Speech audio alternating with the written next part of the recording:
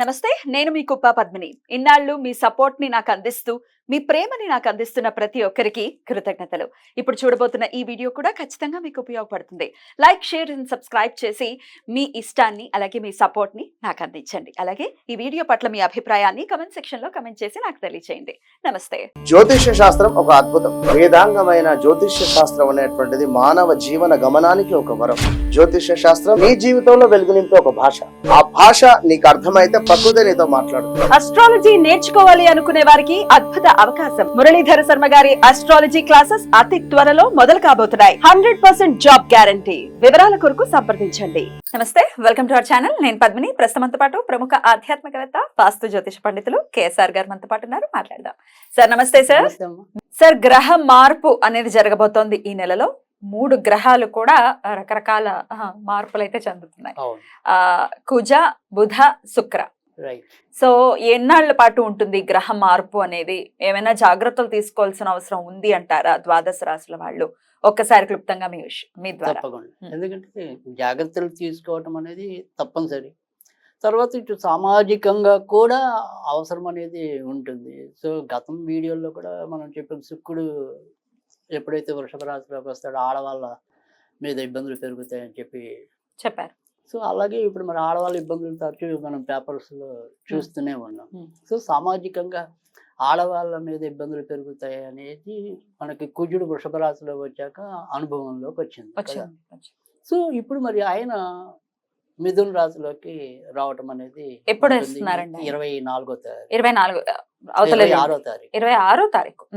So 24 శుక్రుడు కన్యలోకి వస్తాడు. తర్వాత బుధుడు రేపటి నుంచి వెనక్కి వెళ్తాడు కర్కాటక రాశిలోకి 22వ తారీఖు. రైట్.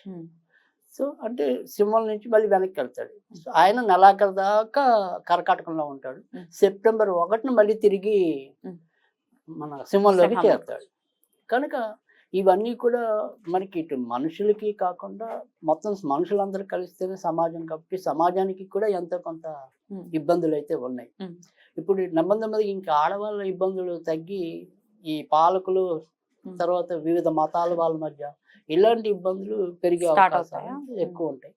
కనుక ఏదైనప్పటికీ కూడా రేపు మార్చి దాకా ఎలాగైనా వచ్చే సంవత్సరం మార్చి వరకా ఈ కుజునికి వరుసగా వచ్చే ఒక్కొక్క దానికి ఒక్కొక్క తర్వాత వచ్చేది కర్కాటకం, దాంట్లో నీచ ఉంటాడు.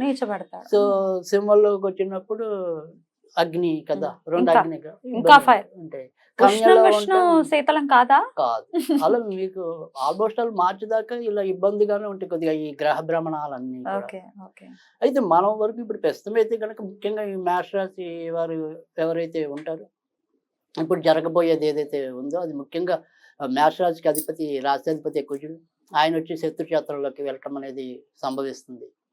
తర్వాత రెండోది వచ్చేప్పటికి ఏంటంటే ఉద్యోగకారకుడు బుధుడు అనుకోండి, లేదా ఏదైనా ఒక సర్వీస్, ఆ బుధుడు కూడా సరైన ప్లేస్లో లేకపోవటం, వక్రంలో ఉండటం, పైగా వక్రించి తర్వాత మళ్ళీ ఇప్పుడు సింహంలోకి వస్తే మళ్ళీ ఆటోమేటిక్గా శని బుధుల యొక్క దృష్టి, పరస్పర దృష్టి అనేది ఇబ్బంది ఉంది. సో అందుకని వృత్తి ఉద్యోగాల్లో కూడా వీళ్ళు సమస్యలు ఎదుర్కొనడానికి. తర్వాత ఎంత మాట జాగ్రత్తగా ఉందాము అనుకున్నా కూడా వీళ్ళని గిల్లి ఏడిపించే వాళ్ళని పెరుగుతారు, లేదా వీళ్ళకే తొందరగా ఉక్రోషము, కోపము వచ్చేయచ్చు. కనుక మాట తీరులోనూ ప్రాబ్లమ్స్ వస్తాయి ప్రతి ఒక్కరికి, వాళ్ళకి అందరికీ వస్తాయండి. అంటే వ్యక్తిగత జాతకం మీద కొంతవరకు డిపెండ్ అయినా అధిక శాతం అయితే మాత్రం ఇదే ఉంటుంది. సో మాటను కంట్రోల్లో పెట్టుకోవాలి. వృత్తి ఉద్యోగాల్లో తొందరపాట్లు లేకుండా చూసుకోవాలి. తర్వాత ఏదైనా సరే అక్కడ పై అధికారులు అనుకోండి, లేదా మన సహా ఉద్యోగులు కానీ కొంత ఏదైనా ఇబ్బంది పెట్టినా కానీ సాధ్యమైనంత వరకు సంయమనంతో ఉండాలి. ఎప్పటి వరకు అండి ఇలా ఉండాలి? ఆల్మోస్ట్ ఆల్ 1 నెల అయితే ఉండాలి వీళ్ళైతే కనుక. ముఖ్యంగా కుజుడు కర్కాటకంలోకి వస్తే వీళ్ళకి ఇబ్బంది తగ్గుతుంది, దేశానికి ఇబ్బంది పెరుగుతుంది, కానీ కొంతవరకు పర్వాలేదు. అంటే నీ పాపగ్రహాలు నీచల్లో ఉన్నా కూడా మంచిదే అని మనకి పుస్తకాలు చెప్తున్నాయి. సో అందుకని అది కొంతవరకు పర్వాలేదు. సో కుజుడు అంటే యావరేజ్గా 40-15 రోజులు అనుకోండి. సో ఈ నెల కనీసం అనుకోండి. సో అందుకని మనకి ఇబ్బందులు అయితే ఉంటాయి. ముఖ్యంగా ఆయన సొంత నక్షత్రం మొగసరిలో కొన్నాళ్ళు ఉంటుంది. తర్వాత రాహు ఆరుద్ర నక్షత్రంలో ఉంటాడు. ఈ 2 నక్షత్రాల్లోనూ ఇబ్బంది ఉంటుంది. సొంత నక్షత్రంలో కూడా ఇబ్బందా? అంటే ఇంకా పవర్ పెరుగుతుంది ఇంకా కదా. పవర్ పెరుగుతుంది. సో ఆయన కొద్దిగా శత్రుత్వం వహిద్దామంటే బలంగా శత్రుత్వం వహించడం అనేది ఉంటుంది బుధుడి క్షేత్రం కాబట్టి. ఓకే. సో ఏదైనా పునర్వసు దాంట్లోకి వస్తే అప్పుడు గురుడు వీళ్ళకి రాశులు ఎలాగో 2వ స్థానంలో ఉన్నాడు కాబట్టి ఆర్థికంగా కూడా మంచి ప్రయోజనం దక్కడం అన్నీ ఉంటాయి. So Okay. కనుక ఏదైనా కనీసం ఒక నెలకు దగ్గరగా కొంతవరకు మాస్టర్స్ వాళ్ళకైతే ఇబ్బంది ఉంటుంది. సో మాస్టర్స్ వారు ఖచ్చితంగా ఈ నెలంతా చేయవలసిన దాంట్లో ఆంజనేయుడికి చేసుకుంటే కనుక అన్ని రకాల సమస్యలు కూడా తొలగుతాయి. కనుక వాళ్ళైతే ఆంజనేయ స్వామిని పూజించాలి. ఇక వృషభ రాశి వారికి అయితే కనుక 2 రకాలుగాను సమస్యలు కనపడుతుంది. 2 రకాలుగా అంటే ఇటు ఆర్థిక జీవితం, కుటుంబ జీవితం. సో కుటుంబ జీవితంలో భార్యాభర్తల మధ్య సమన్వయం తగ్గిపోతుంది. తర్వాత రెండోది వచ్చేప్పటికి ఏంటంటే ఏదైనా సరే ఒక్కోసారి తాత్కాలిక ఎడబాటు ఉండొచ్చు. అంటే సపోజ్ ఆయన ఏదైనా డిప్యూషన్ మీద ఏదైనా ప్రాంతానికి తాత్కాలికంగా బదిలీ చేయడం, 10 రోజులు అక్కడ ఉంటే అంటాం, అక్కడ పనులు చూసుకురా అనేవి ఉంటూ ఉంటాయి కదా. సో అలా ఏదైనా ఒకసారి అవుతుంది. తర్వాత రెండోది మార్కెటింగ్ రంగంలో ఉన్న వాళ్ళకి ఏంటంటే తరచు ప్రయాణాలే చేయవలసి, ఇంటికి జీవితం తక్కువ గడపడం. ఎప్పుడు ఒక ఊరు వదిలితే ఇంకో ఊరు పరిగెత్తవలసిన పరిస్థితులు వీళ్ళు అవతలాలు కనిపిస్తుంటారు. సో అది ఆ రకంగా ఇంటి జీవితానికి దూరం అవ్వటం.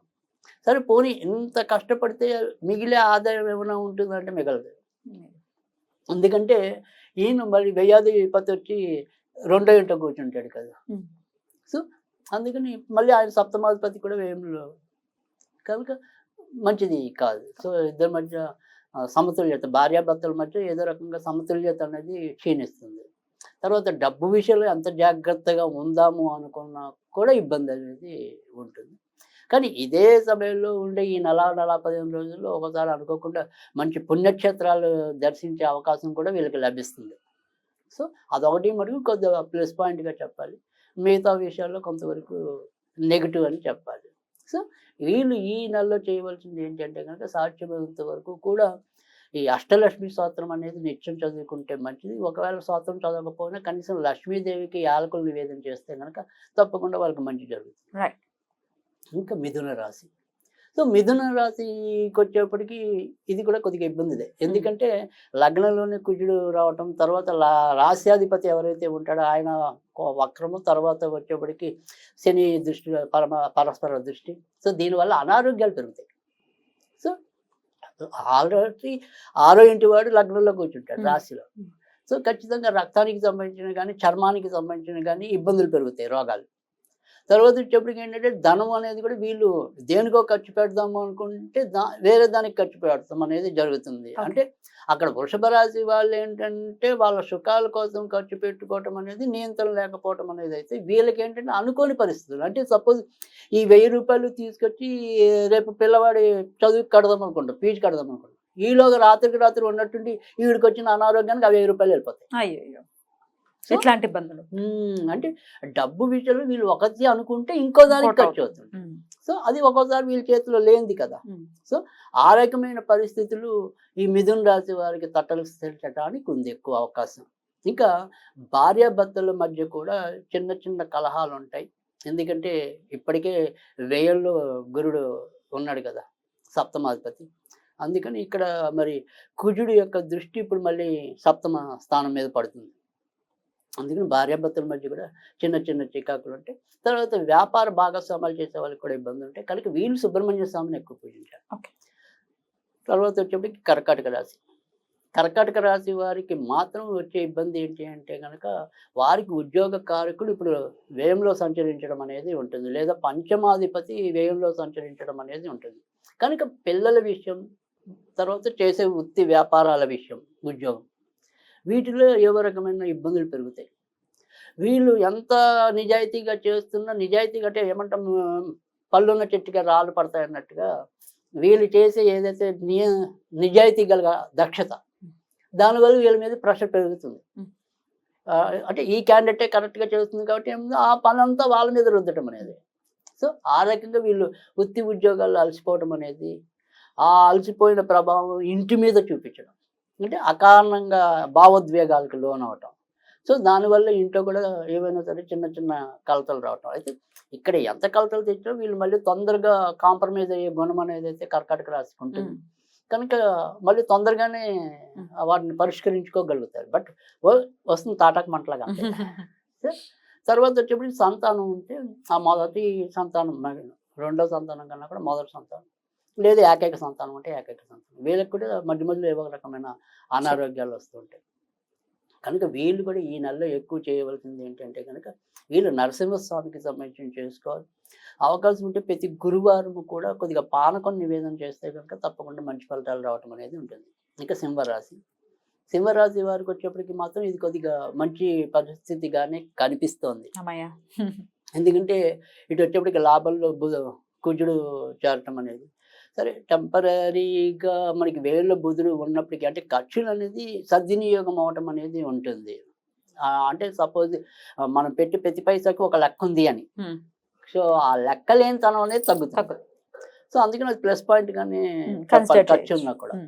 తర్వాత వచ్చేప్పటికి ఏంటంటే భాగ్యాధిపతి చతుర్థాధిపతి లాభంలోకి రావటం వల్ల ఖచ్చితంగా ఇల్లులు కొనుక్కోవాలి, లేదు భూములు అమ్మాలి, ఇలా ఏమైనా సరే గృహానికి సంబంధించిన విషయాలు ఏవైతే ఉంటాయో ఇప్పటిదాకా పెండింగ్ పడుతూ ఉంటే కనుక అవి తప్పకుండా ముందుకెళ్ళటం అనేది అయితే ఉంటుంది.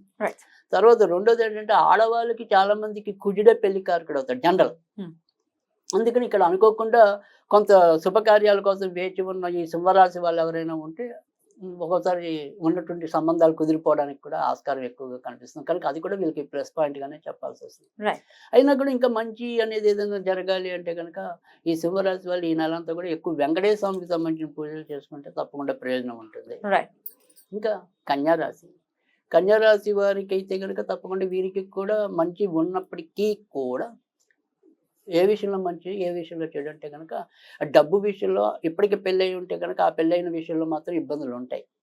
ఎందుకంటే ఇక్కడ ముఖ్యంగా వీళ్ళకి డబ్బుకి సంబంధించిన కారకుడు ఎవడైతే ఉంటాడో ఇప్పుడు మనకి నీచంలోకి వస్తున్నాడు, కేతువుతో కలిసి ఉంటాడు. అందుకే భార్య భర్తలు ఒకటి, తర్వాత వచ్చేప్పటికి డబ్బుల విషయం ఒకటి, ఈ రెండు విషయాలకి కూడా మంచిదిగా ఉండదు ఇప్పుడు కన్యారాశి వాళ్ళకి. సో ఖచ్చితంగా మనకి భాగ్యాధిపతి కూడా శుక్రుడే అవుతున్నాడు కదా, ఆయన నీచంలో ఉంటాడు. తర్వాత బుధుడు ఆల్రెడీ రాశ్యాధిపతి వక్రంలో ఉన్నాడు. మరి ఏ విధంగా మంచి జరుగుతుంది అంటే కనుక ఎప్పుడు నెలలోకి వచ్చేప్పటికి దుర్గాదేవిని పూజించడం అనేది ఉత్తమం. రైట్ అండి, అద్భుతంగా వివరించారు. అయితే 6 రాశుల గురించి సవివరంగా తెలియజేశారు. ఏ విషయాల్లో ఇబ్బందులు వస్తాయి, ఏ జాగ్రత్తలు తీసుకోవాలి, ఏ పరిహారాలు చేసుకోవాలి అనేది. ఇక నెక్స్ట్ వీడియోలో తుల నుంచి మీన రాశి వరకు కూడా తెలుసుకుందాం. తప్పకుండా. Right sir, thank you so very much. నమస్తే.